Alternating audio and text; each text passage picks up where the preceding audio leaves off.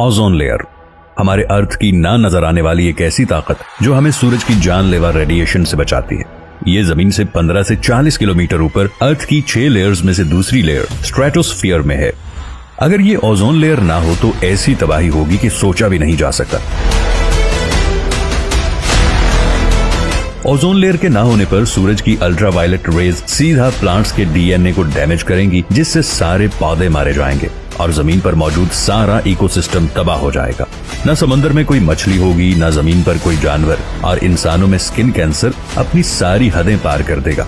सूरज की रेडिएशन से सारी फसलें तबाह हो जाएंगी और जो जिंदा बचेगा वो भूख से मारा जाएगा।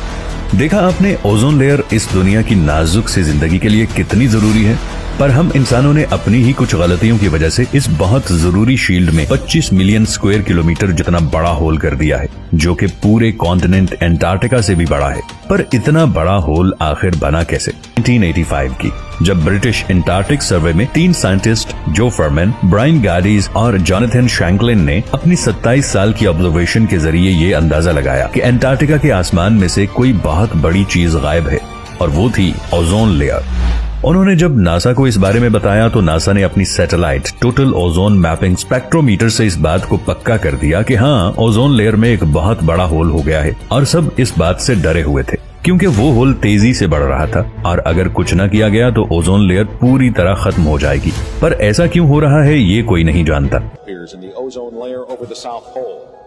What worries scientists most is they're still not exactly sure what causes them. क्या इसकी वजह वोल्केनिक एरप्शन तो नहीं, या फिर कोई ऐसी चीज जो हम देख नहीं सकते? इस पहेली को सुलझाने साइंटिस्ट पहुंच गए एंटार्क्टिका, ये जानने के लिए कि आखिर इस ओजोन होल की वजह क्या है। सूजन सोलेमन, एक जवान लड़की जो वहां पर रिसर्चर्स की टीम को लीड कर रही थी, उन्होंने सबके साथ मिलकर हर किस्म की मेजरमेंट की, जमीन से लेकर आसमान तक, और आखिर में सबके पास सिर्फ एक ही जवाब था, क्लोरीन, जो कि इंसान ही के बनाए हुए क्लोरोफ्लोरोकार्बन से निकली थी।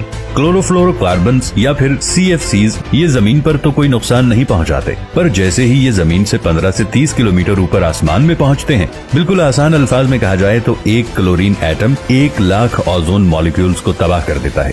जी हाँ, सिर्फ एक क्लोरीन एटम। पर यहाँ पर सवाल ये आता है कि ये क्लोरोफ्लोरोकार्बन आखिर आए कहाँ से? दरअसल इन क्लोरोफ्लोरोकार्बन की भी अपनी ही कहानी है। 1920 एक वक्त था जब रेफ्रिजरेटर्स नहीं हुआ करते थे। तब थे सिर्फ आइस ब्लॉक्स, जिसे आइसमैन घर आकर एक लकड़ी के आइस ब्लॉक में रख देता था, लेकिन बर्फ पिघलती रहती थी और इसका पानी फर्श पर फैलता रहता था। हमें कोई ऐसी चीज चाहिए थी जो खाने को ठंडा तो रखे पर बर्फ की तरह पिघलती न रहे, और फिर आए मैकेनिकल रेफ्रिजरेटर्स, जिनमें अमोनिया या सल्फर डाइऑक्साइड कूलेंट के तौर पर इस्तेमाल होती थी। और मजे की बात तो ये थी कि इन केमिकल्स के लीक होने से इंसान मर भी सकता था और इनकी बहुत बुरी स्मेल पूरे घर में फैल जाती थी। अब हमें कोई ऐसा फ्रिज चाहिए था जो ना ही जहरीला हो, ना ही बदबूदार, और वो खाने को ठंडा भी रखे। पर ऐसा केमिकल ढूंढना जो इस काबिल हो दरअसल कुदरत में था ही नहीं। कुछ सालों बाद 1928 में अमेरिका में एक केमिस्ट थॉमस मेजली ने एक जादुई गैस तैयार की जिसका नाम था फ्रियॉन, जो कि रेफ्रिजरेटर्स में यूज होने लगी। और हैरानी की बात तो ये थी कि ये कोई नुकसान नहीं पहुंचाती थी। यहाँ तक कि थॉमस ने केमिकल सोसाइटी मीटिंग में इस गैस को इनहेल करके एक कैंडल को बुझा दिया, ये दिखाने के लिए कि ये ना तो खतरनाक है और ना ही जहरीली। पर सच तो ये था कि ये फ्रियॉन गैस कुछ और नहीं थी बल्कि क्लोरोफ्लोरोकार्बन, जिसे हम रेवोल्यूशनरी समझ रहे थे। वो आसमान में जाकर हम पर आग की तरह बरसने वाली थी, लेकिन हम उस वक्त इसके बारे में जानते नहीं थे। क्लोरोफ्लोरोकार्बन यानी कि CFCs का इस्तेमाल अब हर चीज में होने लगा। Refrigerators, air conditioners, shaving cream, hair spray, insect spray, deodorants, perfumes, यहाँ तक के एस्थमा इनहेलर्स में भी। हमने कई सालों तक इसका बेहद इस्तेमाल किया और इससे किसी को कोई नुकसान नहीं पहुंचा।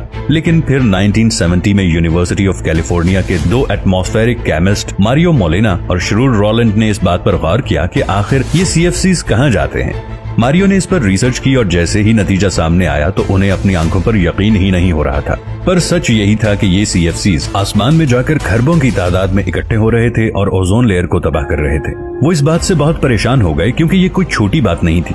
अगर इसे ना रोका जाता तो दुनिया का तबाह होना तय था। इन दोनों ने जून 1974 में इस पर एक आर्टिकल पब्लिश किया, लेकिन किसी ने भी इस आर्टिकल पर गौर नहीं किया और आखिर कोई इस बारे में फिक्र करता भी क्यों।